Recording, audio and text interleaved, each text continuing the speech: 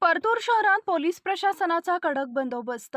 Bharat Ratna doctor Babasaheb Ambedkar जयंतीच्या पार्श्वभूमीवर परतूर पोलिसांकडून भव्य काल शहरातील विविध भागातून सुरक्षा व्यवस्थेचा आढावा घेत शक्ती प्रदर्शन करण्यात आले.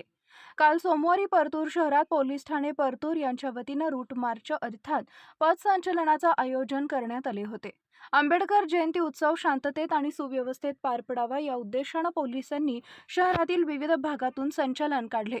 पोलीस निरीक्षक सुदाम भागवत यांच्या मार्गदर्शनाखाली हे पथसंचलन शहरातील विविध भागातून काढण्यात येऊन पोलीस ठाणे या ठिकाणी विसर्जित करण्यात आले.